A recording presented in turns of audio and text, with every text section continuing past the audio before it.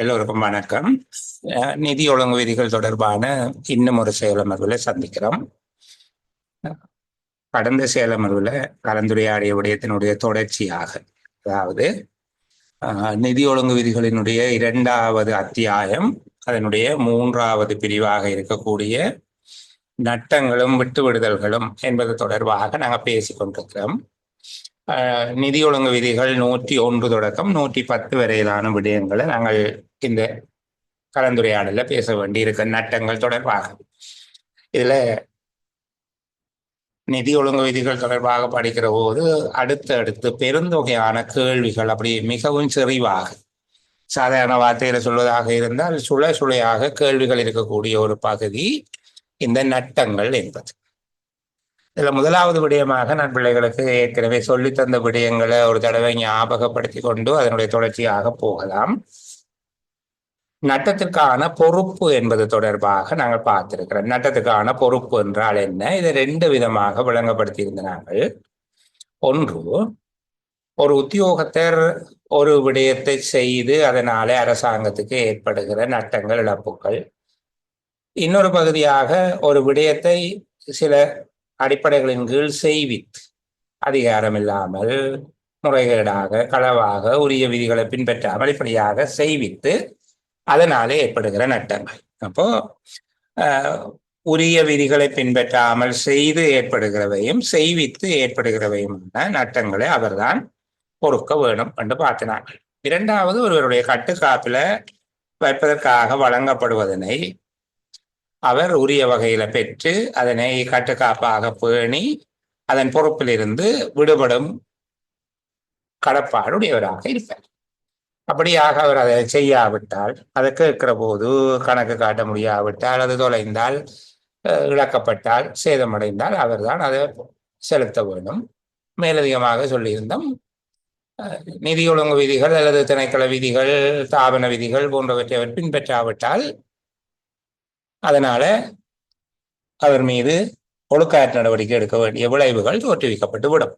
அப்ப நட்டம் தொடர்பான பொறுப்பு ஏற்கனவே நான் பார்த்திருக்கிறேன். கடந்த செயலமர்வில் வராத பிள்ளைகளுடைய பயன் கருதி இன்றைக்கும் 1 தொடக்கம் 104 வரையிலான நிதி ஒழுங்கு விதிகளை பற்றிய காணொளி, ஏற்கனவே கற்பிக்கப்பட்ட காணொளி, இதனுடைய நிறைவில் உங்களுடைய குழுவில் பகிரப்படும்.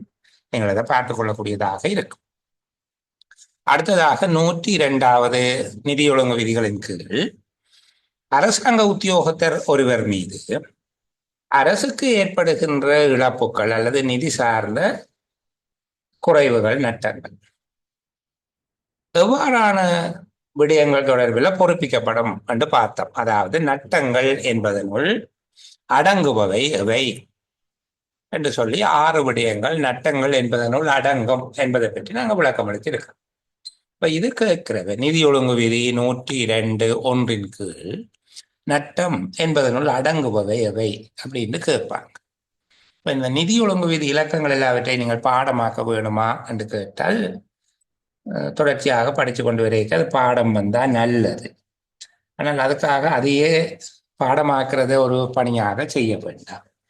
ஓரளவுக்கு திரும்ப திரும்ப படிக்கிற நேரங்களில் சில நிதி ஒழுங்கு விதிகள் ஞாபகத்தில் இருக்கிறது நல்லது. அடுத்தது, நட்டம் என்பதனுள் அடங்காதவை எவை என்று சொல்லி பார்க்கிறார்கள். நட்டம் என்பதற்குள்ள அடங்காதவையாக இவை இருக்குது. 4 விடயங்கள் நட்டம் என்பதற்குள்ளே அடங்குவதில்லை என்பதை பற்றி சொல்லி தந்தோம்.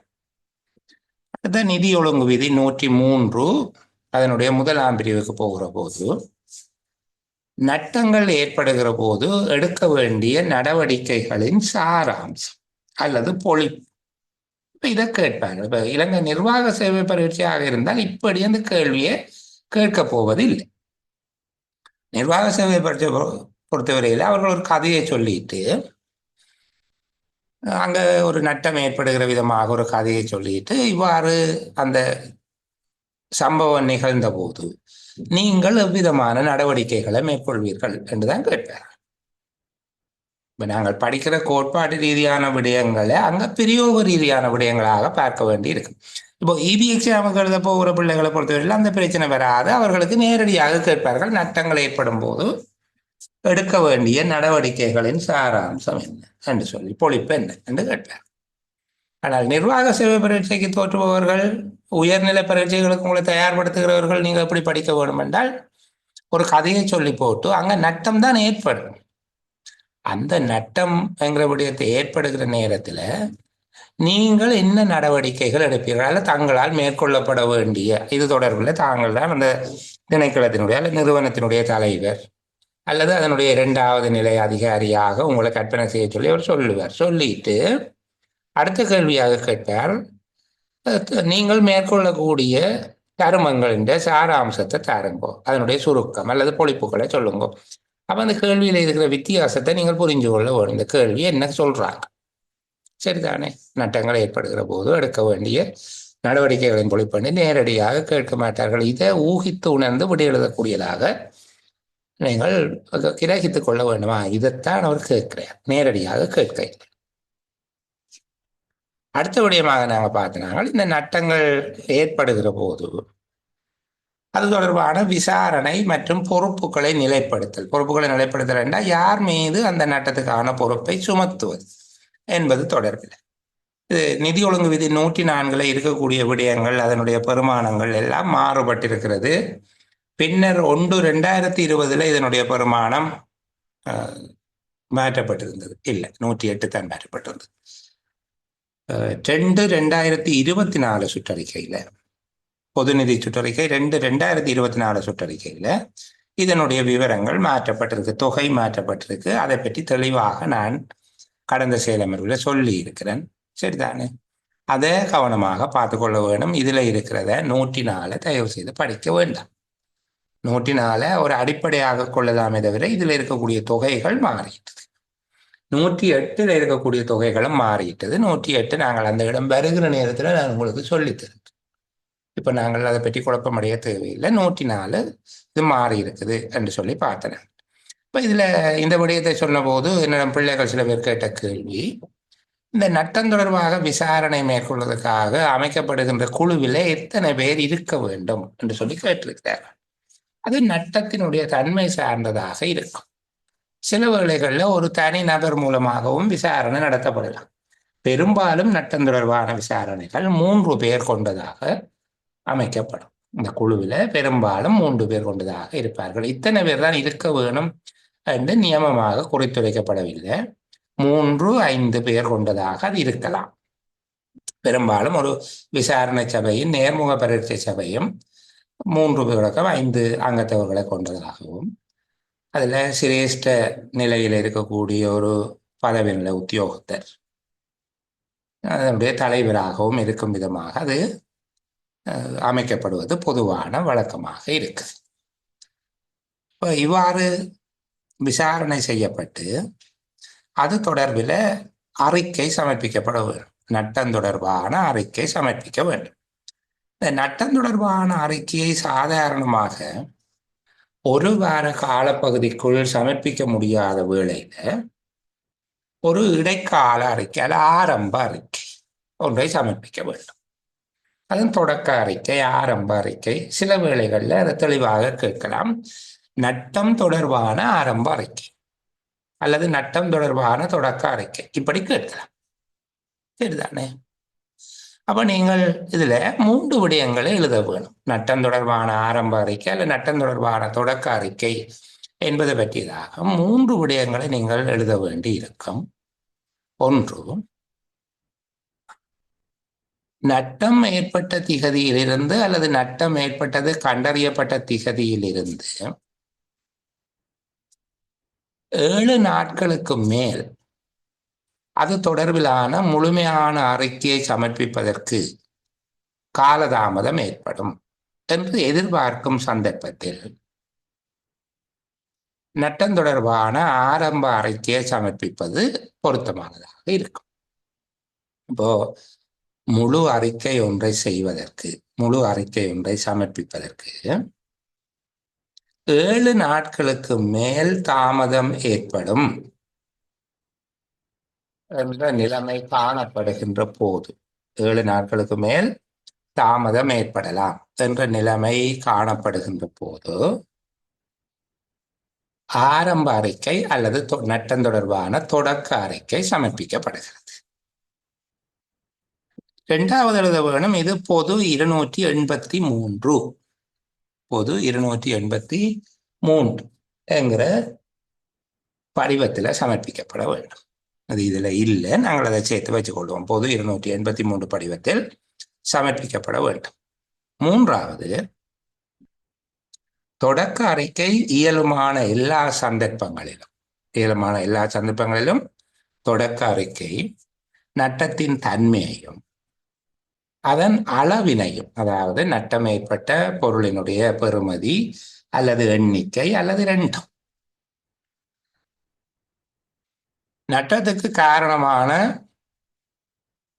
உத்தியோகத்தர்களுடைய பெயர், பதவி, நடத்தப்படுகின்ற விசாரணையில் முக்கியமாக கண்டறியப்பட்டுள்ள விவரங்கள் போன்றவற்றை உள்ளடக்கியதாக இருக்க வேண்டும். இயலுமான எல்லா சந்தர்ப்பங்களிலும். சரிதானே? இவ்வளவும் இருக்கணும் இல்லை, இயலுமான சந்தர்ப்பங்கள்ல குறைந்தது இந்த விடயங்கள் இருக்க வேண்டும். இக்காலப்பகுதியில, அதாவது தொடக்க அறிக்கை சமர்ப்பிக்கப்படுகிற அந்த வேளையிலேயே நட்டத்தோடு சம்பந்தப்பட்ட பதிவேடுகள், புத்தகங்கள், ஆவணங்கள், கோவைகள் என்பவற்றை பாதுகாப்பாக பேணுவதற்கான அல்லது பாதுகாப்பாக கட்டுக்காப்பு செய்வதற்குரிய தகுந்த ஒழுங்குகளும் செய்யப்பட்டிருக்க வேண்டும். அந்த காலப்பகுதிக்குள்ள அந்த ஆவணங்களை பாதுகாப்பாக வைக்க வேண்டும். இப்ப இந்த 4 விடயங்களையும் உள்ளடக்கியதாக விடை எழுதினால் உங்களுக்கு முழுமையான புள்ளி வந்து சேரும். இப்ப நட்டம் தொடர்பான ஆரம்ப அறிக்கை இல்லை நட்டம் தொடர்பான தொடக்க அறிக்கை என்று கேட்கப்படுமாக இருந்தால் நீங்கள் சொல்ல போறீங்கள், நட்டம் தொடர்பான முழுமையான அறிக்கை ஒன்றை வழங்குவதற்கு 7 நாட்களுக்கு மேல் தாமதம் ஏற்படலாம் என்று எதிர்பார்க்கப்படுகின்ற சந்தர்ப்பத்தில் நட்டம் தொடர்பான ஆரம்ப அறிக்கை வழங்கப்படுகிறது. இது படிவம் பொது 283 சமர்ப்பிக்கப்படுகிறது. இயலுமான எல்லா சந்தர்ப்பங்களிலும் தொடக்க அறிக்கை கீழ்வரும் விடயங்களை உள்ளடக்கியதாக இருப்பது சிறந்தது. 1, நட்டத்தின் தன்மையும் அளவும், நட்டம் ஏற்பட்ட பொருள் அல்லது பொருட்களினுடைய தொகை, பெறுமதி அல்லது 2, நட்டத்துக்கு நேரடியாக அல்லது மறைமுகமாக காரணமாக இருந்த உத்தியோகத்தர்களுடைய பெயர், பதவி, நடத்தப்படுகின்ற விசாரணையில் முக்கியமாக கண்டறியப்பட்ட விடயங்கள், விசாரணையினுடைய போக்கு போன்ற கிடைத்துள்ள முக்கியமான விடயங்கள் கொடுக்க வரும். அத்தோடு இக்கால பகுதியில் சம்பந்தப்பட்ட நட்டத்தோடு சம்பந்தப்பட்ட புத்தகங்கள், ஏடுகள், ஆவணங்கள் அல்லது பதிவேடுகள் போன்றவற்றை பாதுகாப்பதற்கு தகுந்த ஒழுங்குகளும் செய்யப்பட வேண்டும். இனி நட்டம் தொடர்பான முழு அறிக்கை. நட்டம் தொடர்பான முழு அறிக்கை இது நட்டம் ஏற்பட்ட அல்லது நட்டம் ஏற்பட்டது கண்டுபிடிக்கப்பட்ட திகதியிலிருந்து 3 மாத கால பகுதிக்குள் நட்டம் தொடர்பில் விசாரணை நடத்தப்பட்டு முழுமையான அறிக்கை ஒன்று சமர்ப்பிக்கப்பட வேண்டும். நட்டம் ஏற்பட்டது கண்டறியப்பட்ட அல்லது நட்டம் ஏற்பட்ட திகதியிலிருந்து 3 மாத காலப்பகுதிக்குள் விசாரணை நடாத்தப்பட்டு விசாரணை பூர்த்தி செய்யப்பட்டு முழு அறிக்கை சமர்ப்பிக்கப்பட வேண்டும். பொது 284 படிவத்தில் இதற்கான அறிக்கை சமர்ப்பிக்கப்படும். நட்டம் தொடர்பான முழுமையான அறிக்கை பொது 284 படிவத்தில் சமர்ப்பிக்கப்படும். முழுமையான அறிக்கை கீழ்வரும் விவரங்களை உள்ளடக்கியதாக இருக்கும். இந்த விடயம் எழுத வேணும். சில வேளைகளில் இது ஒரு சுப்ராவுக்கு வருகிற கேள்வி அல்லது இலங்கை நிர்வாக சேவைக்கு வருகிற கேள்வியாக இருந்தால் அவர்கள் உங்கள்கிட்ட ஒருபோதும் நட்டம் தொடர்பான முழுமையான அறிக்கை பற்றி கேட்க மாட்டார். அப்படி எழுதுங்கோ என்று கேட்க மாட்டோம். ஆனால் அதை மறைமுகமாக அதைத்தான் கேள்வியாக கேட்பார்கள். எப்படி கேட்பார்கள்னா, ஒரு நிறுவனத்தில் இப்படியாக பொருட்கள் எல்லாம் காணாம போயிட்டு சேதமாயிட்டு நம்ம இந்த மாதிரியா போட்டுட்டு அதில் இருந்தவர்கள் கேட்கக்கூடியது, இது தொடர்பாக விசாரணை செய்வதற்காக அமைக்கப்பட்ட குழுவில் தாங்கள் தலைவராக நியமிக்கப்பட்டிருக்கிறீர்கள் என்று கருதி கொள்க. தங்களால் சமர்ப்பிக்கப்படுகின்ற இந்த அறிக்கையில எவ்வாறான விடயங்களை தாங்கள் உள்ளடக்குவீர்கள் என்று கேட்பாங்க. அப்ப அங்க சொல்லப்பட்ட பொருளினுடைய பெயரை போட்டு அங்கே ஏதோ சொத்துக்களை போட்டிருப்பாங்க தானே, மின்பிறப்பாக்கி என்னமோ அண்டு போட்டிருப்பாங்க. அப்போ மின்பிறப்பாக்கியினுடைய மூல விலை அல்லது அதனுடைய பெறுமதி என்று சொல்லி எழுத வேணும். சாதாரணமாக இழக்கப்பட்ட சொத்தினுடைய மூல விலை, மூல விலை என்பது அதனுடைய கொள்விலை, சரிதானே, அதில் வாங்கப்பட்ட விலை. இழக்கப்பட்ட உடைமையின் மொத்த மூல விலை பணம் முத்திரைகள் என்பவையாக இருந்தால் அவற்றினுடைய பெறுமதி. காசு இழக்கப்படமாக இருந்தால் இழக்கப்பட்ட பணத்தின் பெறுமதி தானே, அது இந்த விலை எவ்வளவுன்னு சொல்றதோ இல்லை. இழக்கப்பட்ட உடைமையினுடைய மூல விலை அல்லது பணம் முத்திரைகள் போன்றவையாக இருந்தால் அவற்றினுடைய பெறுமதி. இரண்டாவது, நட்டம் ஏற்பட்ட நேரத்தில் சொத்தின் அண்ணளவான பெறுமதி அல்லது மதிப்பீடு செய்யப்பட்ட பெறுமதி. இப்போ வாகனங்கள் போன்றவை என்றால் ஒவ்வொரு ஆண்டும் அந்த நிறுவனமோ திணைக்களத்தில் அதனுடைய மதிப்பீடு மேற்கொள்ளப்படும். எவ்வளவு அதனுடைய பெறுமதி அல்ல குறிப்பிட்ட காலப்பகுதிக்கு ஒரு தடவை அதனுடைய பெறுமதி மதிப்பீடு செய்யப்படும். விலை மதிப்பு திணைக்களத்தினால வாகனங்கள் விலை மதிப்பு செய்யப்படும். அப்ப அவ்வாறு மதிக்கப்பட்ட பெறுமதி அண்ணளவான பெறுமதி. 3,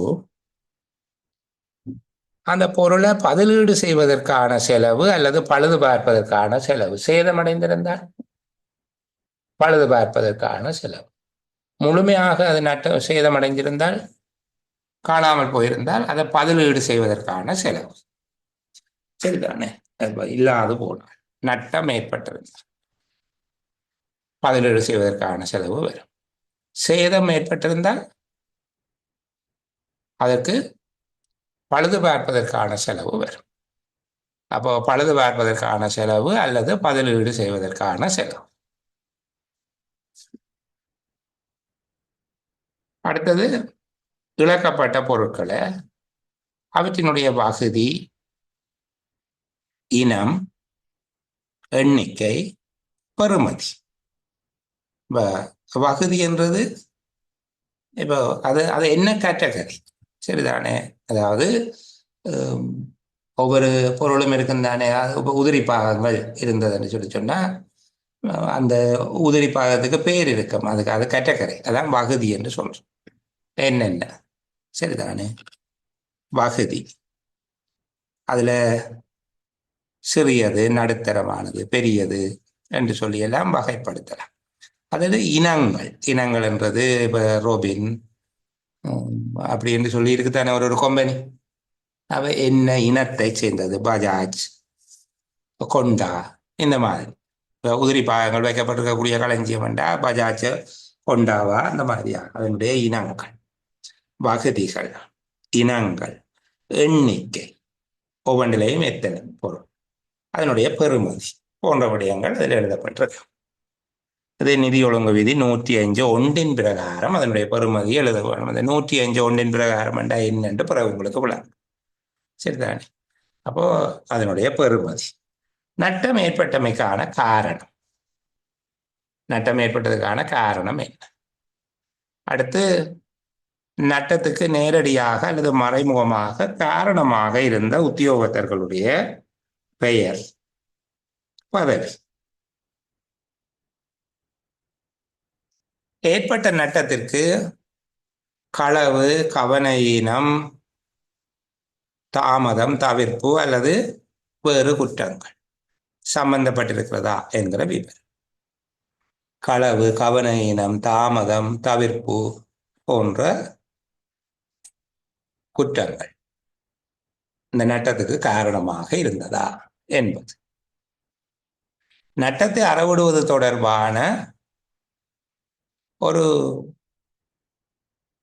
விதப்புரை, ஒரு ரெக்கமெண்டேஷன் கொடுக்கணும். எப்படி நட்டத்தை அறவிட வேணும், ஒழுக்காற்று நடவடிக்கை ஏதாவது எடுக்க வேணுமா, எடுப்பதற்கு உத்தேசிக்கப்பட்டிருக்குதா. இந்த இழப்பு, இந்த நட்டம் ஒரு நீதிமன்ற வழக்குக்கு அமைவானது, அதாவது நீதிமன்ற நடவடிக்கைக்கு உட்பட்டது. இப்ப விபத்து, களவு இப்படியாக இருந்தால் இந்த இழப்பு ஒரு நீதிமன்ற வழக்குக்கு உட்பட்டதாக இருக்கிறதா, அப்படியானால் அதனுடைய முடிவு என்ன. இவ்வாறு ஏற்பட்ட இழப்பு அல்லது நட்டம் காப்புறுதி அல்லது உத்தரவாதத்தின் கீழ் வருகிறதா? அதுக்கு இன்சூரன்ஸ் இருக்கா, வாரண்டி இருக்கா? சரிதானே? அப்படி என்றால் அதன் மூலமாக பெறக்கூடிய தொகை என்ன? காப்புறுதி அல்லது உத்தரவாதத்தினால் பெறக்கூடிய தொகை என்ன? இவ்வாறான இழப்புகள் எதிர்காலத்தில் ஏற்படாமல் தடுப்பதற்கு மேற்கொள்ள வேண்டிய நடவடிக்கைகள் அல்லது மேற்கொள்வதற்கு உத்தேசிக்கப்பட்டுள்ள தீர்மானிக்கப்பட்டுள்ள நடவடிக்கைகள் எவை ஆகிய 11 விடயங்களை உள்ளடக்கியதாக இந்த இறுதி அறிக்கை இருக்க வேணும். சில வேளை ஒரு கட்டுரை வினாவாக உங்கள்கிட்ட கேட்டால் அது உங்களோட அதிர்ஷ்டம். அந்த நேரம் உங்களுக்கு இது ஞாபகத்தில் இல்லைன்னா அது உங்களோட துரதிர்ஷ்டம். இப்போ நீங்கள் பார்த்துக்கொள்ள வேணும். இது எங்கள்கிட்ட கேட்டிருக்கிறோம் இறுதி அறிக்கை தொடர்பாக. இதில் ஒரு 11 விடயம் இருக்குது. அதன் ஆரம்ப அறிமுகத்தில் சில விடயங்கள் இருக்குது. இது எல்லாத்தையும் சேர்த்து உங்களுக்கு சில வேளைகளில் ஒரு 10 புள்ளி தரலாம் இவி எக்ஸாமில் என்றால். சரிதானே? நிர்வாக சேவை பரீட்சையில் அல்லது அதிசிறப்பு தர முகாமைத்துவ சேவை உத்தியோகத்தர் பரீட்சையில் அப்படி கேட்கறதாக இருந்தால் ஒரு 8 புள்ளியைத்தான் கொடுப்பேன். ஆகக்கூடியது 8 புள்ளி கொடுப்பார். எப்படி நாங்கள் எழுத போகிறோம்? இது நட்டம் ஏற்பட்ட திகதி அல்லது நட்டம் ஏற்பட்டது கண்டறியப்பட்ட திகதியிலிருந்து விசாரணை 3 மாத காலப்பகுதிக்குள்ள பூர்த்தி செய்யப்பட்டு முழுமையான அறிக்கை கொடுக்க வேணும். படிவம் பொது 284 பயன்படுத்தப்பட வேண்டும். இது கீழ்வரும் விடயங்களை உள்ளடக்கியதாக இருக்க வேண்டும் என்பதாக இதை பதில் எழுதினால் பொருத்தமாக இருக்கும். சொன்ன விடயங்களையே திரும்ப திரும்ப சொல்லி நான் நேரத்தை செலவு செய்யாமல் அடுத்த பகுதிக்கு உங்களை கூட்டிக் கொண்டு போகிறேன். இப்போ ஒரு விஷயம் ஞாபகம் வச்சுக்கொள்ளுங்க. நட்டம் என்று எடுத்தால் அதுக்குள்ள நீங்க என்னென்னலாம் கதைக்க வேணும்ங்கிறது உங்களுக்கு ஒரு சமரி ஞாபகத்தில் இருக்க வேணும். நட்டத்தை பற்றி எந்த வழிகாட்டலும் இல்லாமல் சாதாரணமாக ஒரு உரை நிகழ்த்தக்கூடிய அளவுக்கு உங்கள்கிட்ட நாலேஜ் இருக்க வேணும். நட்டத்துக்கான பொறுப்பு, நட்டத்துக்குள்ள அடங்குறது என்ன, நட்டத்துக்குள்ள அடங்காதது என்ன, நட்டம் ஒன்று ஏற்படுகிற போது மேற்கொள்ள வேண்டிய நடவடிக்கை என்ன, எவ்வாறான நட்டங்களோட அறிக்கை சமர்ப்பிக்க தேவையில்லை, எந்த பெறுமதிக்கு எவ்வாறான விசாரணை குழு அமைக்கப்பட வேண்டும், 1 மில்லியனுக்கும் 2 மில்லியனுக்கும் இடப்பட்டது, 2 மில்லியனுக்கும் மேற்பட்டது, இப்படி எல்லாம் இருக்கு. எந்த பெறுமதிக்கு மேற்பட்டதுக்கு நட்டம் பற்றிய அறிக்கையின் பிரதியை திரைசேரிக்கு அனுப்ப வேணும், அறிக்கை சமர்ப்பிக்க அவசியம் இல்லாத நட்டங்கள் என்ன,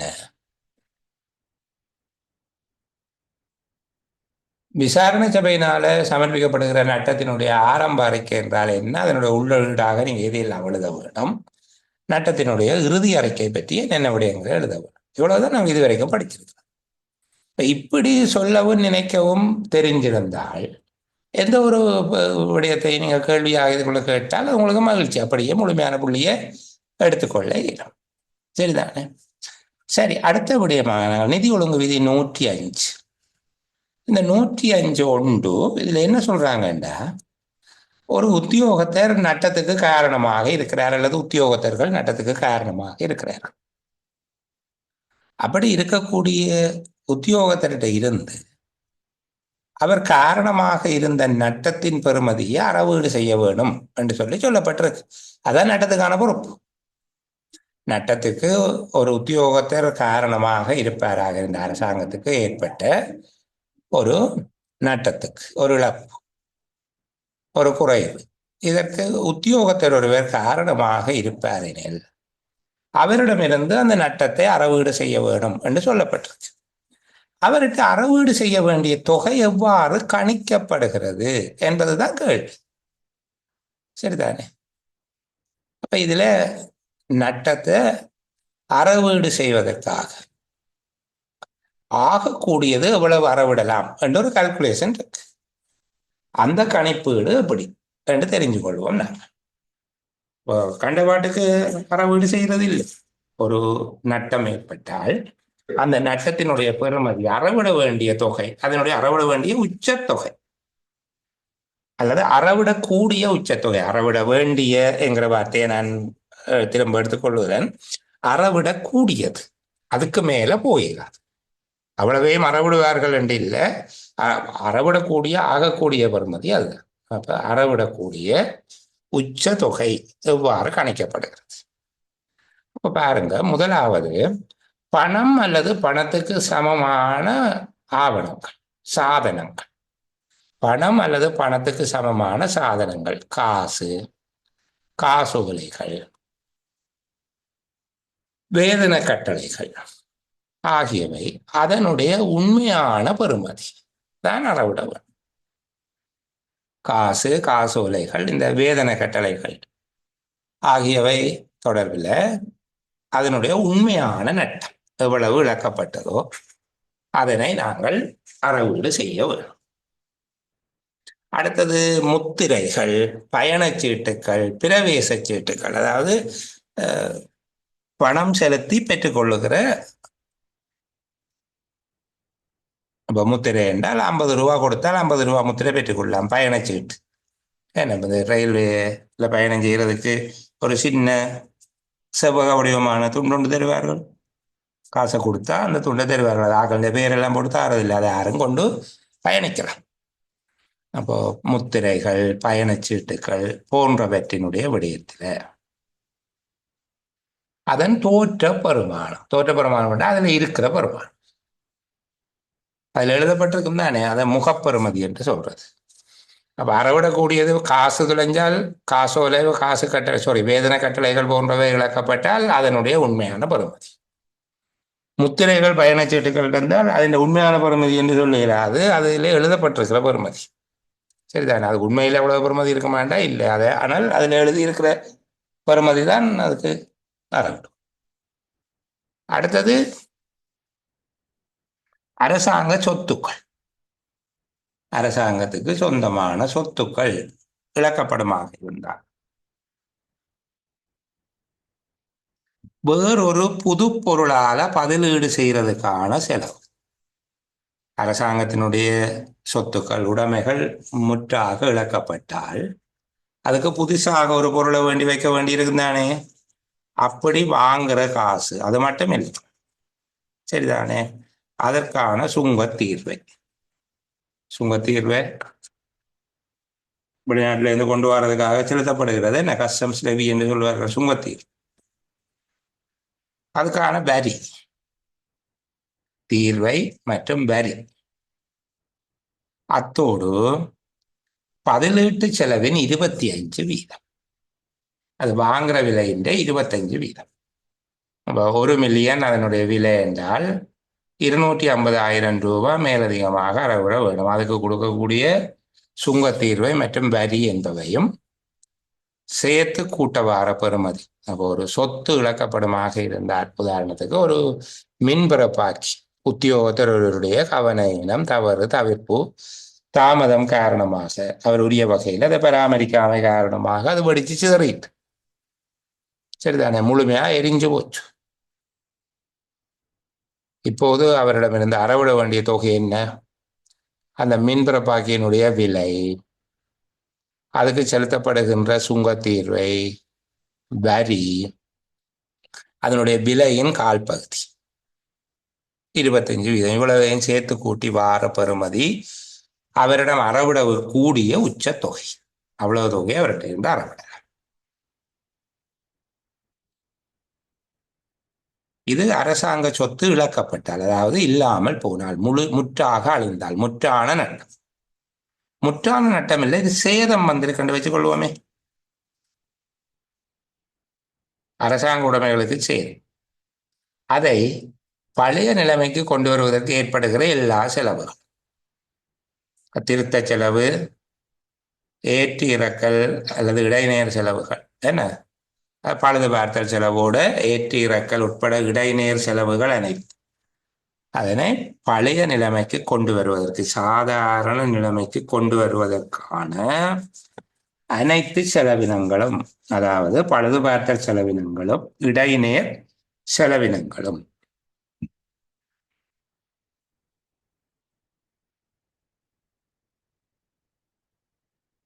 அதுக்கு ஏற்றி இறக்குவதற்கு ஏற்படக்கூடிய எல்லா விதமான செலவினங்களையும் அறவீடு செய்ய வரும். சில வேளையில பழுது பார்க்க முடியாத அளவுக்கு சேதப்படுத்தப்பட்டால், அது சேதமடையக்குள்ள மதிக்கப்பட்ட பெறுமதி அல்லது ஒரு புது பொருளை பதிலீடு செய்வதற்கான பெறுமதி, இதில் எது கூட இருக்குமோ இதில் எந்த பெறுமதி கூட இருக்குமோ அந்த பெறுமதியை அறவிடலாம். அதாவது அறவிடக்கூடிய உச்ச பெறுமதியாக இருக்கும். பொருள் இருக்குது. முதலாவது நாங்கள் பார்த்தது முற்றாக அழிஞ்சு போச்சு. இது பொருள் இருக்குது, ஆனால் அதை பழுது பார்க்கறதுக்கு நிறைய செலவு வரும். அதை விட புதுசு வாங்கினா நல்லது போல இருக்குது. பழுது பார்த்தோம் இது பயனுள்ளதாக இருக்காது என்று கருதப்படுற நேரத்தில் புதுப்பொருளின் விலையையும் பழுது பார்க்கறதுக்கு மதிப்பிடப்பட்ட பெறுமதியையும் பார்க்கணும். எது கூடவோ அதை அந்த உத்தியோகத்திட்ட இருந்து அறவிடலாம். அதான் அறவிடக்கூடிய உச்ச பெறுமதி என்று சொல்லப்படுது. மற்றது இந்த களஞ்சிய பொருட்கள் இழக்கப்பட்ட நாங்கள் என்ன சொன்னாங்க, அதை புதுசாக வாங்குற பெறுமதி, அதுக்குரிய சுங்கத்தீர்வை, வரி, 18 பெறுமதியின் 25%. அதே மாதிரி தான் இந்த பறவைகள், மிருகங்கள், என்ன மீன்கள், தாவரங்கள், உயிர் வகைகள், பயிர் வகைகள் போன்றவை இழக்கப்படுமாக இருந்தால் சரியா, அதை புதுசாக வாங்குற பெறுமதி என்பது அது இல்லாம போன நேரத்தில் அது இந்த விலை என்னமோ அதுதான். அப்ப இழக்கப்பட்ட காலத்தில் அதனுடைய பெறுமதி, மதிக்கப்பட்ட பெறுமதி, அதோட சுங்க வரி, சுங்கத்தீர்வை, வரி, மதிப்பிடப்பட்ட பெறுமதியின் 25%. இந்த களஞ்சிய பொருளுக்கு சொன்ன மாதிரியே இதையும் ஞாபகம் வச்சிருக்கு. ஒவ்வொன்றையும் ஞாபகம் வச்சிருக்கிறீங்க. முதலாவது பணம். என்ன அப்படித்தானே பார்த்து நாங்கள் காசுக்கு பதிலாக இருக்கக்கூடியது. காசு, காசோல, வேதனை கட்டளை. 2வது முத்திரை, பயணச்சீட்டுகள் போன்றவை. 3வது அரசாங்க சொத்து முற்றாக இழக்கப்படுதல். 4வது அரசாங்க உடைமை சேதம் அடைதல். 5வது மிருகங்கள், பறவைகள், மீன்கள், தாவரங்கள் முதலியவற்றை இழக்கும் போது எவ்வாறு கணிக்கப்படுவது என்பது தொடர்பாக நாங்கள் பார்த்து வச்சிருக்கோம்.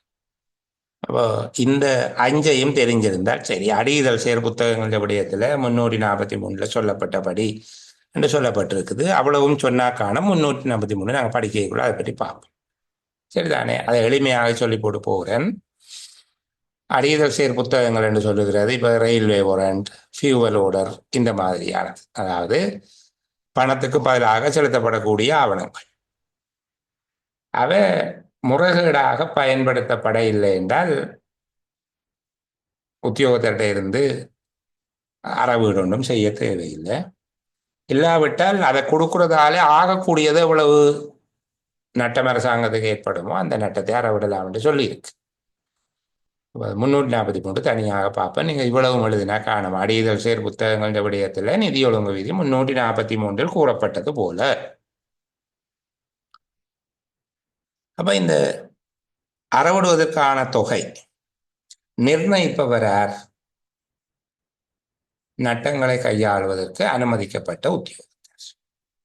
நட்டங்களை கையாளுவதற்கு அனுமதி அளிக்கப்பட்ட உத்தியோகத்தர் அவர் அறவிடப்படுவதற்கான தொகையை தீர்மானிப்பார். இந்த இடத்துல நான் பிள்ளைகளுக்கு ஒரு விடயத்தை சொல்லி அந்த பகுதிக்குள்ள போகலாம்.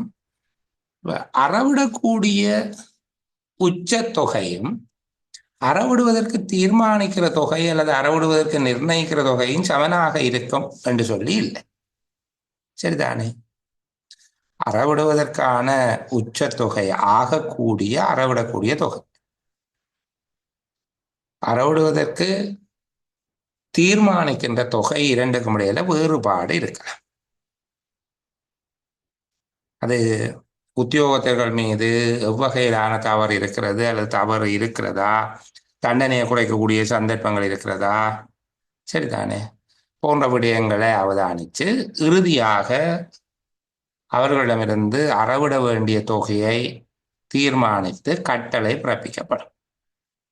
அவ்வாறு பிறப்பிக்கப்பட்டால் கூடிய விரைவில் அவரிடமிருந்து அந்த தொகையை முழுமையாக அறவீடு செய்து கொள்ள வேண்டும். அப்ப இந்த இடத்துல பாருங்க, சில வேளையில அறவிடக்கூடிய பெறுமதி, அறவிடக்கூடிய உச்ச பெறுமதி நட்டத்தினுடைய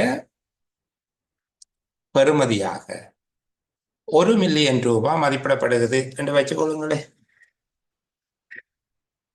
10 லட்சம் ரூபாய் மதிப்பிடப்படுகிறது.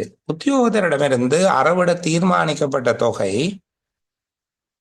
8,00,000 ரூபாய். இப்ப அரசாங்கத்துக்கு ஏற்பட்ட நட்டம் 10,00,000. அதுல உத்தியோகத்தரிலிருந்து அறவிடுவதற்கு தீர்மானிக்கப்பட்ட தொகை 8,00,000. இந்த இடையில இருக்கிற 2,00,000 யார் பொறுப்படுத்த போகிறார்கள்? யார் இந்த நட்டத்தை பொறுக்கிறார்கள்? அரசாங்கம் இந்த நட்டத்தை பொறுப்பேற்கிறது. இப்படி ஒரு சூழ்நிலை ஒன்று ஏற்படலாம். சரிதானே? இதைத்தான் நாங்கள் பதிவளித்தல் என்று சொல்லி ஒரு விடயத்தை சொல்லுவது. அதாவது அறவிட வேண்டிய அரசாங்கத்துக்கு வருமதியான தொகையில ஒரு பகுதியை கைவிடுகிறது, விட்டு விடுகிறது. சரிதானே? ஒரு பகுதியை கைவிடுவதற்கு தீர்மானிக்கிற போது அது பதிவளித்தல் என்று சொல்லப்படும். பதிவளித்தல் என்றால் அந்த பெறுமதி புத்தகத்தில் இப்ப சொத்தாகத்தான் இருக்கு. 10 மில்லியன் ரூபாய் அந்த புத்தகத்திலே அந்த சொத்தினுடைய பெறுமதியாக இருக்கும். அப்ப அதுல 2,00,000 ரூபாவை, 1 மில்லியன் 10,00,000 2,00,000 ரூபாவை அரசாங்கம் அந்த நட்டத்தை பொறுப்பேற்கிறது என்று சொல்லி அந்த புத்தகத்திலே இருந்து அந்த பதிவை நீக்கி விடுவோம். மிகுதி 8,00,000 ரூபாவையும் உத்தியோகத்திலிருந்து அறவீடு செய்து கொள்வார்கள். அப்ப அவ்வாறான அந்த தொகையை நீக்கி விடுவதற்காக கொடுக்கப்படுகிற ஒரு கட்டளையாக பதிவளித்தல் கட்டளை இருக்கும். அது நான் பின்ன கூட்டத்தில் விரைவில் அந்த விடயத்தை நான் விளங்கப்படுத்துகிறேன். இன்னும் இப்போ ஒரு மேலோட்டமாக சொல்லிட்டு போகிறேன். இப்போ பதிவளித்தல் கட்டளை என்பது அறவிடக்கூடிய பெறுமதிக்கும் அறவிட்ட பெறுமதிக்கும் இடையில, அறவிட தீர்மானித்த பெறுமதி இடையிலான வேறுபாடு. அறவிட்ட பெறுமதி அல்ல, அறவிட தீர்மானித்த பெறுமதி.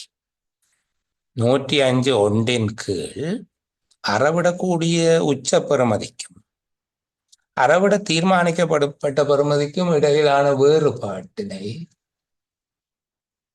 அரசாங்கம் பொறுப்பேற்கிறது.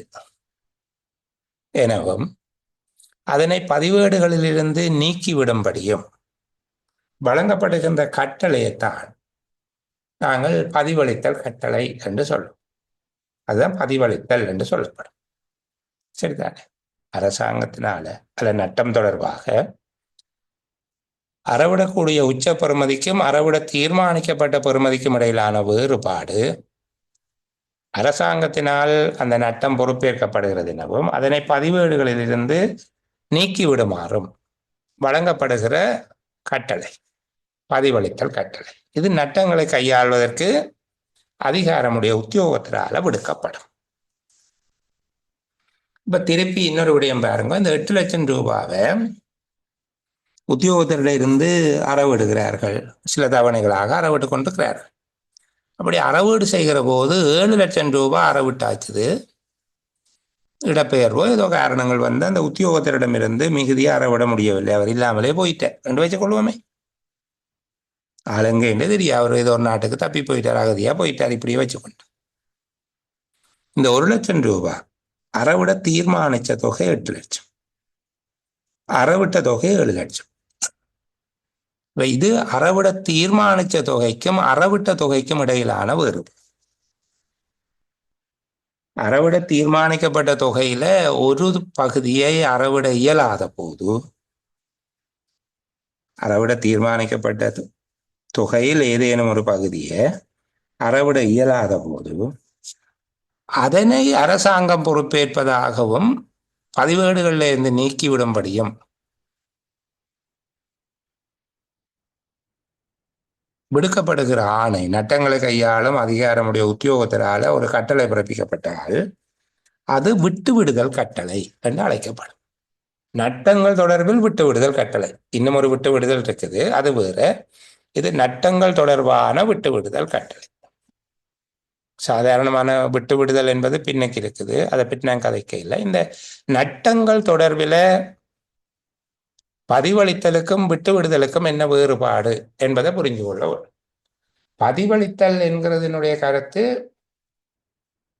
இந்த ரெண்டுமே ஒரே விஷயத்துல பொருந்தது. அந்த நட்டத்தை அரசாங்கம் பொறுப்பேற்கிறது என்றும் அதற்குரிய பதிவுகளை பதிவேட்டிலிருந்து நீக்கிவிடும்படியும் நட்டங்களை கையாளுவதற்கு அதிகாரமுடைய உத்தியோகத்தினால விடுக்கப்படுகிற கட்டளை தான் ரெண்டும்.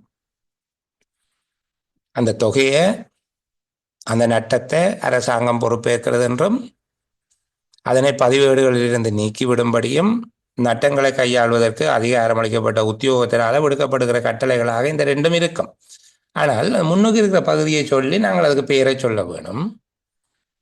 அறவிடக்கூடிய உச்ச பெறுமதிக்கும் அறவிட தீர்மானிக்கப்பட்ட பெறுமதிக்கும் இடையிலான வேறுபாட்டினை, அறவிடக்கூடிய உச்ச பெறுமதிக்கும் அறவிட தீர்மானிக்கப்பட்ட தொகைக்கும் இடையிலான வேறுபாட்டினை அரசாங்கம் பொறுப்பேற்கிறது என்றும் அதன் பெறுமதியை பதிவேடுகளிலிருந்து நீக்கிவிடும்படியும் நட்டங்களை கையாளுவதற்கு அதிகாரம் பெற்ற அலுவலரால் விடுக்கப்படுகின்ற கட்டளை பதிவளித்தல் கட்டளை. விட்டுவிடுதல் கட்டளை நட்டம் தொடர்பான விட்டுவிடுதல் கட்டளை என்று கேட்டா, நட்டம் தொடர்பில் அறவிட தீர்மானிக்கப்பட்ட தொகைக்கும் அறவிடப்பட்ட தொகைக்கும் இடையிலான வேறுபாட்டிற்கு இது பிறப்பிக்கப்படும். அதாவது அறவிட தீர்மானிக்கப்பட்ட தொகையில் ஏதேனும் ஒரு பகுதியை அறவிட இயலாத போது அத்தொகையினை, அந்த நட்டத்தை அரசாங்கம் பொறுப்பேற்கிறது என்றும் அந்த தொகையினை பதிவேடுகளிலிருந்து நீக்கிவிடும்படியும் நட்டத்தை கையாளும் அலுவலரால விடுக்கப்படுகிற கட்டளை தான் விட்டு விடுதல் கட்டளை. இந்த வேறுபாடு ரெண்டும் முழங்கி இருக்கும் என்று நம்புகிறேன். பதிவளித்தல் கட்டளைக்கும் விட்டு விடுதல் கட்டளைக்கும் இடையில என்ன வேறுபாடு இருக்குது? சரி, அப்போ இந்த தொகையை நிர்ணயித்தல் என்பதை வச்சுக்கொண்டு நான் இந்த பகுதியை பிள்ளைகளுக்கு விளங்கப்படுத்தி இருக்கிறேன். அங்கால விட்டு விடுதல் என்பது தொடர்பாக பாருங்கோ என்று சொல்லி இருக்கிறாங்க. அடுத்தது 106 தொடர்பில் நீங்கள் அதிகம் கவனம் செலுத்த வேண்டாம். இது பணம் தொலைந்து போவது தொடர்பாக. அடுத்தது 108 நட்டங்களை கையாளும் அதிகாரிகள். இந்த நட்டங்களை யார் கையாளலாம் என்று சொல்லி சொல்லப்பட்டிருக்கு.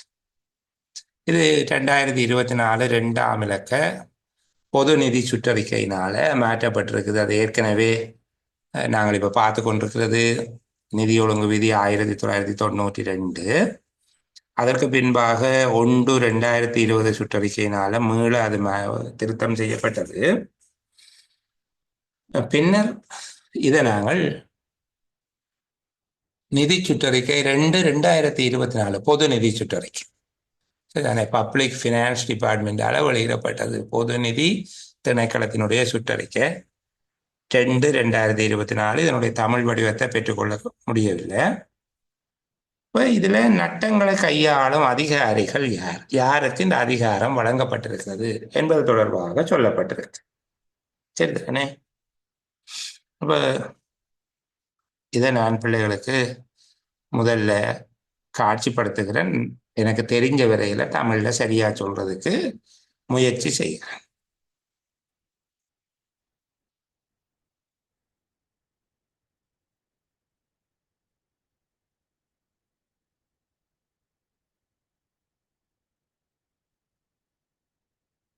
இதுல பாருங்க, முதலாவது அமைச்சு செயலாளரான பிரதான கணக்கீட்டு உத்தியோகத்தர்.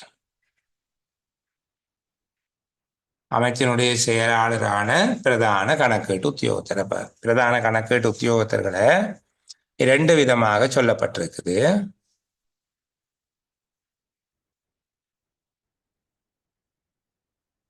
அமைச்சின் செயலாளராக இருக்கக்கூடிய பிரதான கணக்கீட்டு உத்தியோகத்தர். 2வது அமைச்சு செயலாளர் அல்லாத பிரதான கணக்கீட்டு உத்தியோகத்தர். அமைச்சு செயலாளர் அல்லாத பிரதான கணக்கீட்டு உத்தியோகத்தர். 3வது கணக்கீட்டு உத்தியோகத்தர், அதாவது ஒரு திணைக்கள தலைவராக இருப்பார். சரிதானே?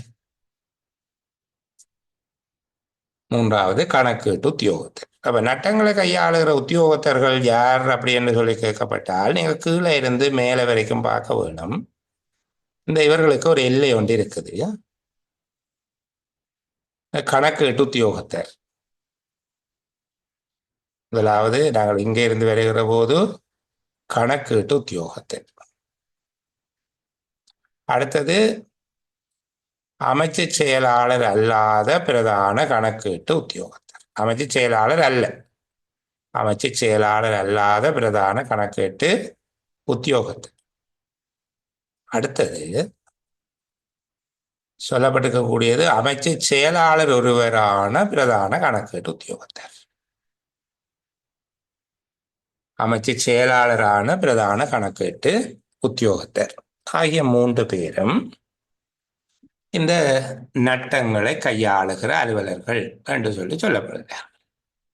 சரிதானே? நட்டங்களை இதற்கு மேல, இதுக்கு இந்த தொகைக்கு மேல வருமாக இருந்தால்,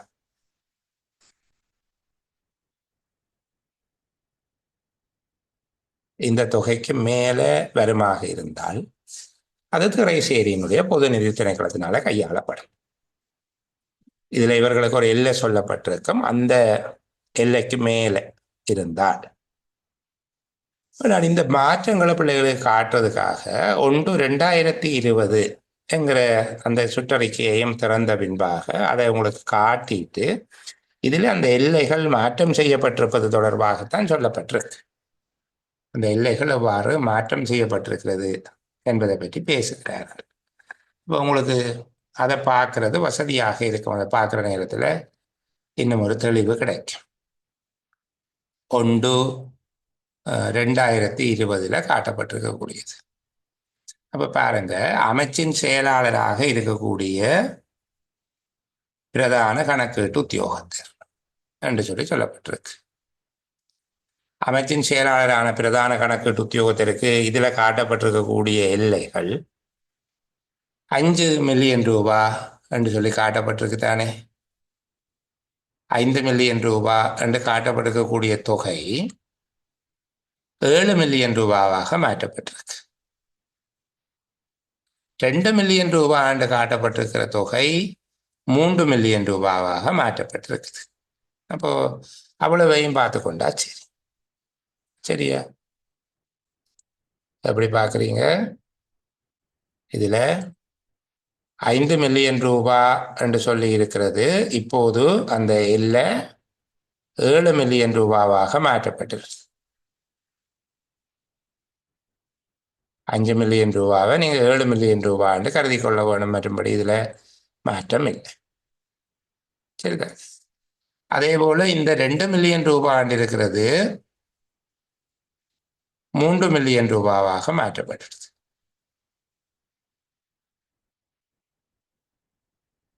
3 மில்லியன் எங்களோட பாதையில எங்களுக்கு தெரிஞ்ச மாதிரி சொன்னா 30 லட்சம். 3 மில்லியன் ரூபாய். இப்ப அவர்கள் ஒரு நடைமுறையை கையாளுகிறார்கள். 3 புள்ளிகளுக்கு ஒருக்கா இப்படி காமா போடுறது. அப்பதான் சரி. முதல் 3 ஆயிரங்கள், அடுத்த 3 100,000, அடுத்தது மில்லியன்கள் என்று சொல்லி வரும். பிறகு அதுலேயே 3 சைவர் முடிஞ்சு போனா பில்லியன்கள் என்று சொல்லி வந்துடும். சரி. அப்ப இங்கேயும் 5 மில்லியன் இருக்கிறபடியால இதை நாங்கள் என்ன செய்ய வேணும்? 7 மில்லியனாக மாற்றிக்கணும். அப்ப பாருங்க, அமைச்சு செயலாளராக இருக்கிற பிரதான கணக்கீட்டு உத்தியோகத்தருடைய இல்லை. நான் முதல் உங்களுக்கு சொல்லி தந்த நான் 102 2வது பிரிவில் அந்த புத்தகத்துல ஒரு விடயம் சொல்லப்பட்டிருக்குது. இந்த வட்டல், சுருங்கல், தேய்தல், அழுகுதல், ஆவியாதல் போன்றவை இதனுள் அடங்குவதாக கருதப்பட வேண்டும் என்று ஒரு இடத்தை போட்டிருக்கு. இதனுள் அடங்குவதாக கருதப்பட வேண்டும் என்றால் அது எங்கே அந்த நோட் இருக்குது என்றால் நட்டமாக கருதப்படாதவை என்று சொல்லப்படுறது கீழே அந்த குறிப்பை போட்டிருந்தார்கள். அப்ப கனவேர் அது நட்டமாக கருதக்கூடாத விடயமாக்கும். அது அவர் 102 1 2 இந்த 2 பகுதியும் முடிய விட்டுட்டு இதனுள் அடங்குவதாக கருத வேண்டும் என்று சொன்னார். எதென்றால் இந்த விஷயங்களை நட்டத்துக்குள்ளே அடங்குறதாக நீங்க கருத வேண்டும். என்னது? வற்றல், சுருங்கல், தேய்தல், ஆவியாதல், அழுகுதல் போன்றவை. சரிதானே? இவ்வாறு நட்டம் ஏற்படுகிற போது சாதாரணமான வற்றல், சுருங்கல், தேய்தல், அழுகுதல், ஆவியாதல் என்றது இவற்றுக்கு திரைசேரி ஒரு சதவீதம் வச்சிருக்குது. திரைசேரி ஒரு சதவீதம் வச்சிருக்குது. இப்ப பெட்ரோலியம் என்றால் அதுக்கு ஒரு சதவீதம் இருக்கு. எத்தனை சதவீதம் அது குறையலாம் என்று சொல்லி ஒவ்வொரு பொருட்களுக்கும் இருக்குது. இப்ப நெல் என்றால் நெல் எத்தனை சதவீதத்தினால அதனுடைய நிறை குறைவடையலாம். அப்படி திரைசேரியினால விதிக்கப்பட்ட சதவீதத்துக்குள்ள இருந்தால் அமைச்சு செயலாளராக இருக்கிற பிரதான கணக்கீட்டு உத்தியோகத்தர் அதை செய்யலாம். சரிதானே? அமைச்சு செயலாளராக இருக்கிற பிரதான கணக்கீட்டு உத்தியோகத்தர் கையாளக்கூடிய நட்டங்கள் என்னென்ன? ஒன்று, வற்றல், சுருங்கல், தேய்தல், அழுகுதல், ஆவியாகுதல் போன்ற நட்டங்கள் திரை சேரி விதித்துரைத்த சதவீதத்துக்குள்ள இருந்தால்.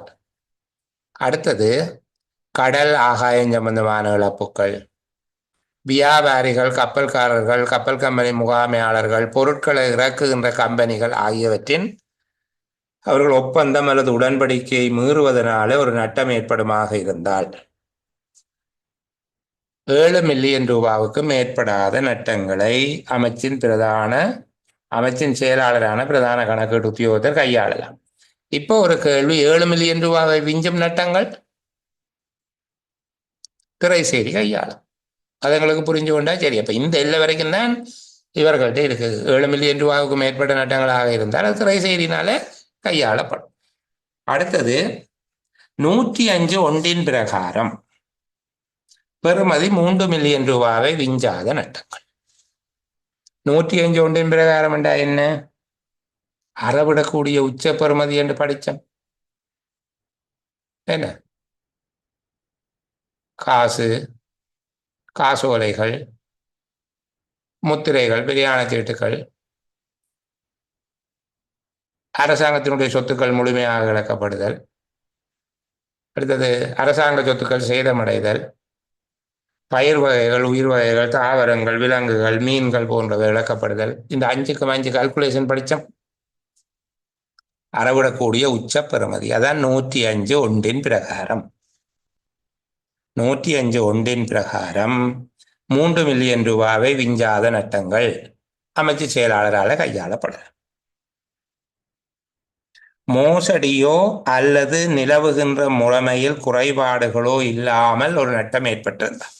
மோசடி அல்லது முறைமையில குறைபாடு இருந்தால் அவர் கையாள மாட்டார். அப்படி இல்லாவிட்டார், மோசடி அல்லது நிலவுகின்ற முறைமையில் குறைபாடுகள் இல்லாத போது, மோசடியும் இல்லாத போது, முறைமையின் குறைபாடுகள் இல்லாத போது 7 மில்லியன் ரூபாவை விஞ்சாத நட்டங்களை அவர் கையாளலாம். சரிதானே? அடுத்தது, அமைச்சு செயலாளர் அல்லாத பிரதான கணக்கீட்டு உத்தியோகத்திற்கு இங்கே 1 மில்லியன் ரூபாவை விஞ்சாதது என்று சொல்லப்பட்டிருந்தது. ஆனால் அது பின்னர் மாற்றப்பட்டு விட்டது. சரிதானே? அது மாற்றப்பட்டு விட்டது. இந்த 108 ஒன்று ஆனா, இதுதான் இந்த ஆனா. இங்கே இருக்கிற ஆனா இல்ல, 108 ஒன்று ஆனா. இந்த ஆனாவுக்குள்ளதான் இவ்வளவு மடங்கு. சரியா?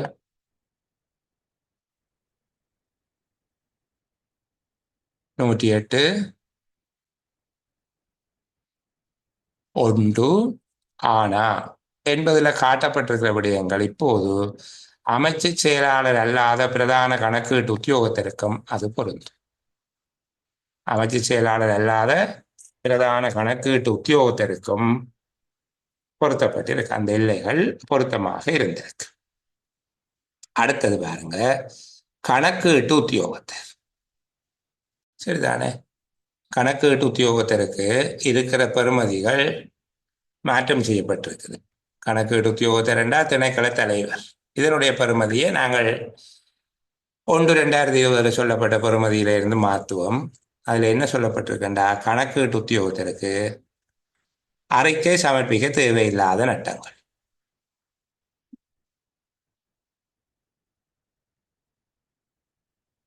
கணக்கீட்டு உத்தியோகத்தருக்கு என்ன சொல்லியிருக்காங்க, அறிக்கை சமர்ப்பிக்க தேவையில்லை என்று சொல்லப்பட்ட நட்டங்கள்.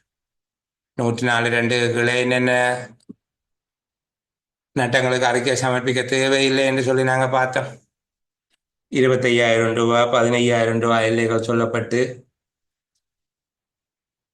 இவற்றுக்கெல்லாம் அறிக்கை சமர்ப்பிக்க தேவையில்லை என்று பார்த்திருந்தோம் தானே. அப்ப அது முதல்ல இருக்கிற 104ல் 500 ரூபாய் இருக்குது. எங்க அறிவிக்க அவசியமில்லாத நட்டங்கள் கணக்கீட்டு உத்தியோகத்தர் சொல்லியிருக்கிறார். அறிவிக்க அவசியமில்லாத நட்டங்கள் அது அப்படியே இருக்குது. அறிவிக்க அவசியமில்லாத நட்டங்கள். சரிதானே? அடுத்தது 104(2) பிரகாரம் 104(2) பிரகாரம் ஏற்படுகிற நட்டங்கள் முந்தைய 50,000 இருந்தது. இப்ப 7,50,000 கொண்டு வந்துட்டாங்க. 500 ரூபா என்று சொல்லப்பட்டது 25,000 ரூபாவுக்கு கொண்டு வந்துட்டாங்க. அதுல முதல் 500 ரூபாய் இல்லை என்று சொல்லி இருந்தது, இப்ப 25,000 ரூபாவாக மாற்றப்பட்டிருக்கு. 250 ரூபாய் அறிக்கையிட அவசியம் இல்லாத நட்டங்கள் என்று சொல்லி அங்க இருக்கிறது, அது 25,000 ரூபாய்க்கு வந்துட்டு 25 ரூபான்னு இருந்தது, இப்ப 15,000 ரூபாவுக்கு இருக்குது. அவ்வளவு தெரிஞ்சா காணும்.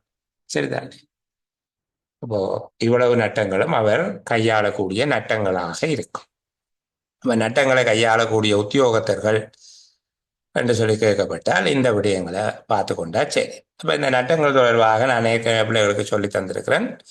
பயன்படுத்தக்கூடிய படிவங்கள் ஆரம்ப அறிக்கைக்கு பொது 283, இறுதி அறிக்கைக்கு பொது 284, பதிவளித்தல் தொடர்பான கட்டளையை பெறுவதற்கு பொது 285 ஆகிய படிவங்களை பயன்படுத்த வேண்டும். அது ஏற்கனவே சொல்லப்பட்ட விடயம். நீங்கள் நட்டத்தோடு தொடர்புடைய 3 படிவங்கள் என்று சொல்லி கேட்கப்பட்டால் இந்த 3ஐயும் சொல்லிக்கொள்ள இயலும். சரிதானே? அடுத்தது பதிவளித்தல் கட்டளை. இந்த பதிவளித்தல் கட்டளை என்ன என்று நான் உங்களுக்கு சொல்லி தந்துட்டேன். அறவிடக்கூடிய ஆகக்கூடிய பெறுமதிக்கும் அறவிட தீர்மானிக்கப்பட்ட பெறுமதிக்கும் இடையில், அறவிடக்கூடிய உச்ச பெறுமதியில் இருந்து அறவிடக்கூடிய உச்ச பெறுமதியில் இருந்து அறவிடுவதற்கு தீர்மானிக்கப்பட்ட தொகையை கழித்து வரும் பெறுமதியை நட்டம் தொடர்பாக அறவிடக்கூடிய உச்ச பெறுமதியிலிருந்து அறவிடுவதற்கு தீர்மானிக்கப்பட்ட தொகையை கழித்து வருகின்ற பெறுமதியை, அந்த நட்டத்தை அரசாங்கம் பொறுப்பேற்கிறது என்றும் அதன் பெறுமதியை பதிவேடுகளிலிருந்து நீக்கிவிடும்படியும் நட்டத்தை கையாளுவதற்கு அதிகாரம் பெற்ற உத்தியோகத்தர் வழங்குகின்ற ஆணைதான் பதிவளித்தல் கட்டளை. பதிவளித்தல் கட்டளையினுடைய பிரதி கணக்காய்வாளர் நாயகத்துக்கு அனுப்பி வைக்கப்பட வேண்டும். பொருட்பதிவேடுகளில் இருந்து அந்த பதிவை நீக்குவதற்கு இந்த கட்டளை வழங்கப்படுகிறது. சரிதானே? அடுத்தது நட்டம் தொடர்பான விட்டுவிடுதல் கட்டளை. கவனமா இருக்கணும். நட்டம் தொடர்பான விட்டுவிடுதல் கட்டளை. இது அறவிட தீர்மானிச்ச தொகையில ஏதேனும் ஒரு பகுதியை அறவிட இயலாத போது அந்த தொகையை, அதாவது அறவிட தீர்மானிச்ச தொகைக்கும் உண்மையில் அறவிடப்பட்ட தொகைக்கும் இடையிலான வேறுபாட்டினை அரசாங்கம் பொறுப்பேற்கிறது என்றும் அந்த தொகையினை பதிவேடுகளிலிருந்து நீக்கிவிடும்படியும் நட்டங்களை கையாள்வதற்கு அதிகாரம் பெற்ற உத்தியோகத்தரால் பிறப்பிக்கப்படுகின்ற கட்டளை விட்டு விடுதல் கட்டளை எனப்படுகிறது. சரியா? அடுத்தது நட்டம் தொடர்பான பதிவேட்டில் பதிய வேண்டும் என்று பார்த்து நாங்கள் நிதி ஒழுங்கு விதி 103 வச்சு நட்டம் ஏற்பட்டவுடன் நட்டம் தொடர்பான பதிவேட்டில் பதிய வேண்டும். அப்போ அது என்ன இலக்கம் என்று கேட்டிருந்தாங்க. இப்போ படிவம் 110 தானது. நிதி ஒழுங்கு விதி 110, படிவம் 110 என்றுதான் அதை சொல்றேன். அப்போ ஒரு நட்டம் ஏற்பட்ட உடனே நட்ட பதிவேட்டில் பதிய வேணும். நட்ட பதிவேட்டில் பதியப்படுகின்ற விவரங்கள் என்ன? இதுல இருக்கிற 11 விடயங்களை நீங்கள் பாடமாக்கி வச்சிருக்கிறது நல்லது. நட்டம் தொடர்பான பதிவேட்டில் பதியப்படுகிற விடயங்கள். இந்த ஞாபகம் வரைகளை இடையில கொஞ்சம் மூடுறதுக்கு அதைக்கிறன் பிள்ளைகள் என்னுடைய யூடியூப் சேனல்ல இருக்கக்கூடிய பழைய பதிவுகள், ஒரு 2 ஆண்டுகளுக்கு முன்னர் பதிவிடப்பட்ட நட்டம் தொடர்பான பதிவுகளை பார்த்தால் நிதி ஒழுங்கு விதி 108 இருக்கக்கூடிய தொகைகள் வேறுபட்டிருக்கும். 2024 2ஆம் இலக்க பொது நிதி திணைக்களத்தினுடைய சுற்றறிக்கை வெளியிடப்படுவதற்கு முன்னர் நான் 1/2020 என்கிற நிதி சுற்றறிக்கையை மையமாக வச்சு கொண்டுதான் பேசியிருப்பேன். இப்போ அதில் சொல்லப்படுகிற தொகைகளுக்கு இடையில வேறுபாடு இருக்கும். அதை கொஞ்சம் தெளிவாக நீங்கள் புரிஞ்சு கொள்ள வேணும். ஆகவே நட்டம் தொடர்பான பழைய காணொளிகளை பார்க்கிற போது அந்த தொகை வேறுபடுவதாக இருக்கும். அதன் மீது கவனம் செலுத்த வேண்டும். சரி, இப்போ நான் இந்த நட்டம் தொடர்பான பதிவேடுகள் நிதி ஒழுங்கு விதி 110க்கான படி சரிதானே. முதலாவது நட்டம் நிகழ்ந்த திகதி எழுதுவோம், நட்டத்தின் திகதி. இரண்டாவது நட்டம் தொடர்பான விவரம். நட்டம் தொடர்பான விவரம் என்று சொல்லுகிறது ஏற்கனவே சொன்னது போல இழக்கப்பட்ட பொருட்களினுடைய வகுதி, அவற்றின் இனம், எண்ணிக்கை போன்றவை எழுத வேண்டும். அடுத்தது மூல விலை, அதாவது அது வாங்கப்பட்ட விலை, கொள்விலை, அந்த விவரம் கிடைக்குமாக இருந்தால். இழக்கப்பட்ட நேரத்தில் அதன் பெறுமதி, இழக்கப்பட்ட நேரத்தில் அதனுடைய பெறுமதி, அன்றைய பெறுமதியை பார்க்கணும். அடுத்தது பதிலீடு செய்வதற்கான அல்லது பழுது பார்ப்பதற்கான செலவு. புதுசாக வேண்டி வைக்க வேண்டியிருக்கும் அல்லது திருத்த வேண்டியிருக்கும், அதுக்கு ஏற்படுகிற செலவு. 105(1) கீழ் அறவிடக்கூடிய உச்ச பெறுமதி. 105(1) கீழ் அறவிடக்கூடிய உச்ச பெறுமதி. அறவிடக்கூடிய உச்ச பெறுமதி என்று சொல்றது, நாங்கள் 105(1) கீழே 5 விதமான கணிப்பீடு வச்சிருந்த நாங்கள் அந்த கணிப்பீட்டு பெறுமதி. அடுத்தது அறவிட தீர்மானிக்கப்பட்ட பெறுமதி. அப்ப 6வதுக்கும் 7வதுக்கும் உள்ள வித்தியாசம் என்னவாக வரும்? பதிவளித்தல் கட்டளையினால காட்டப்படும். அறவிட கூடிய உச்ச பெறுமதி, அடுத்தது அறவிட தீர்மானிக்கப்பட்ட பெறுமதி. 6லிருந்து 7 கழிச்சால் வருகிற தொகைக்கு தான் பதிவளித்தல் கட்டளை. அடுத்தது திணைக்கள பத்திரங்களின் தொடர்பு, அது தொடர்பான கடிதங்கள், கோவைகளினுடைய இலக்கங்கள் பதிய வேண்டும். இறுதியாக அறவிடப்பட்ட தொகை. பதிவளிப்பதற்கான அதிகாரம், அதாவது அறவிட முடியாமல் ஏதேனும் தொகை இருக்குமாக இருந்தால் பதிவளிப்பதற்கு ஒரு அதிகாரம் வழங்கப்பட்டிருக்கும் தானே. அதனுடைய திகதி, கோவை இலக்கம் போன்றவை, பதிவளித்த திகதி. இவ்வளவு விவரமும் நிதி ஒழுங்கு விதி 110க்கு அமைவாக நட்ட பதிவேட்டில் நீங்கள் பதிய வேண்டியவையாக இருக்கும். சரிதானே. இப்போ நிதி ஒழுங்கு விதி தொடர்பாக ஒரு பெரிய தொகையில கேள்விகள் வரக்கூடிய பகுதிகள் சொல்லி தந்திருக்கேன். பழைய பதிவுகள் போடுகிறேன். ஆனால் ஒரு விடயம் ஞாபகம் வச்சு கொள்ள வேணும், நிதி ஒழுங்கு விதி 104 மற்றும் 108 தொடர்பாக இருக்கக்கூடிய விடயங்கள்ல கவனம் செலுத்த வேண்டும். அதுல இருக்கக்கூடிய வேறுபாடுகள் முன்னைய பதிவுகள்ல இருக்காது.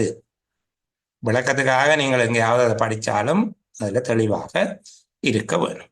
சரி, இந்த அளவில் நான் ஒரு சிறிய இடைவேளை ஒன்று எடுத்துக்கொள்கிறேன் பிள்ளைகள். எடுத்துக்கொண்டு 8:40 ஒரு 8:45 அளவில் திரும்ப நான் உங்களோட பேசுகிறேன்.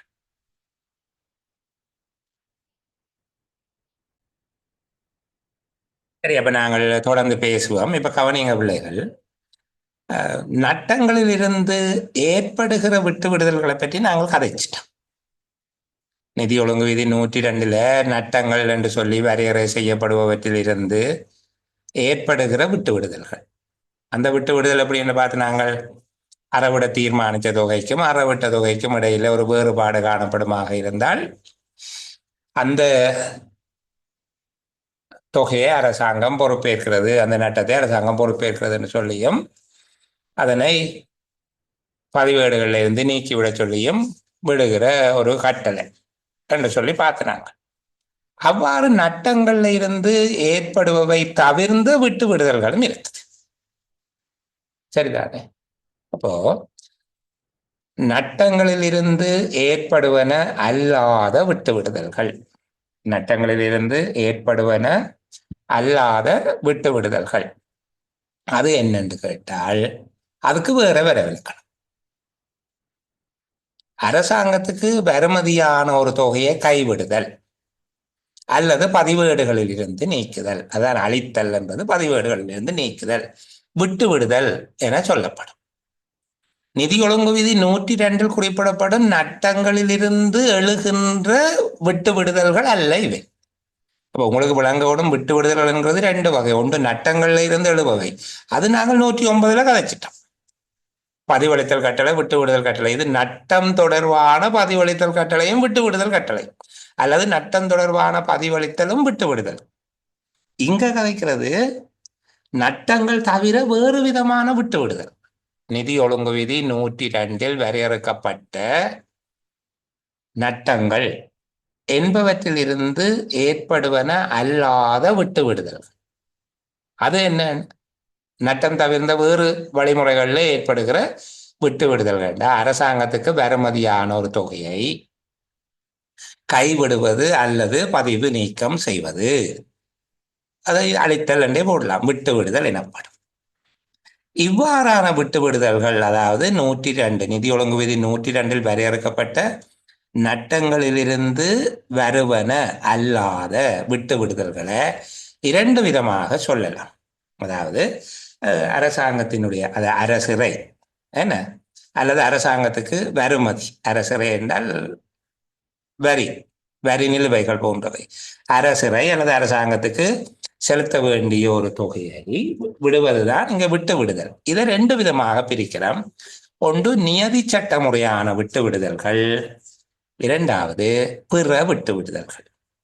நியதி சட்ட முறையான விட்டு விடுதல் என்றால் அரசிறையை அல்லது அரசாங்க வருமதியை விட்டு விடுவதற்கு சட்டத்தினால் அதிகாரம் அளிக்கப்பட்ட உத்தியோகத்தர் ஒருவர் அவ்வாறு செய்வது. சம்பந்தப்பட்ட தொகையை அறவிட முடியாது என்றும் அதனை முற்றாக அல்லது பகுதியாக அறவிடாமல் விடுவதற்கு தீர்மானிக்கிற போது அது நியதி சட்ட முறையான விட்டு விடுதல். அப்ப எளிமையா சொன்னா, அரசாங்கத்திற்கு வர வேண்டிய வருமதி ஒன்று இருக்கு, யார்கிட்டயோ இருந்து அறவிட வேண்டி இருக்கு, அப்படி அறவிடுறது நியாயம் இல்லை, அதை விடுவோம் என்று சொல்லி அப்படி விட்டு விடுவதற்கு ஏற்கனவே சட்டத்தினால அதிகாரம் அளிக்கப்பட்ட ஒருவர் விட்டால் அது நியதி சட்ட முறையான விட்டு விடுதல். ரெண்டாவது, அவருக்கு அதிகாரம் இல்லை, திரைசேரியின் அனுமதியை பெற்று அதன் பின்னர் அது விட்டு விடப்பட்டால், அவ்வாறு அறவிடாமல் அது கையவிடப்படுமாக இருந்தால் அது பிற விட்டு விடுதல். விளங்குது தானே? நியதி சட்ட முறையான விட்டு விடுதல் என்பது சட்டங்களினால உத்தியோகத்திற்கு அதிகாரம் அளிக்கப்பட்டு அந்த அதிகாரத்தின் கீழ் அரசாங்கத்துக்கு வருமதியான ஒரு தொகையை கைவிடுவது. பிற விட்டு விடுதல் என்பது சட்டத்தினால் அதிகாரம் அளிக்கப்படாமல் திரைசேரியினால் அதிகாரம் வழங்கப்பட்டு அல்லது அனுமதி வழங்கப்பட்டு ஒரு உத்தியோகத்தர் அரசுக்கு வருமதியான ஒரு தொகையை கைவிடுவது பிற விட்டு விடுதல் என்று சொல்லி அழைக்கப்படுது. அப்ப உங்களுக்கு 102 நட்டத்தினால் எழுகின்ற விட்டு விடுதலை பற்றி ஏற்கனவே சொல்லிட்டேன். இது நட்டத்தினால் எழுவது அல்லாத விட்டு விடுதல்கள். இந்த அளவோட இந்த நட்டம் என்கிற பகுதி நிறைவு பெறுது பிள்ளைகள். சரிதானே? அதுக்கு பிறகு நீங்கள் காலங்கடந்த கொடுப்பனவு, நிதி ஒழுங்கு விதி 115 அடுத்த பிரிவுக்கு போகிறோம். மூன்றாவது பிரிவு முழுவதும் நட்டங்கள் தொடர்பாக. 2வது அத்தியாயத்தின் 3வது பிரிவு அழகா சொல்லி தந்திருக்கிறேன். கடந்த செயலமர்வுலையும் இந்த செயலமர்வுலையும் இந்த பகுதியை படிச்சு கொள்ளுங்க. நிறைய கேள்விகள் இதுக்குள்ள வாரதுக்கு வாய்ப்பு இருக்குது. நாங்கள் இன்னும் ஒரு செயலமர்வுல சந்திப்போம். ஆஃப் ரெக்கார்டிங்ல சில விஷயங்களை பேசுகிறேன், கொஞ்சம் காத்திருங்க.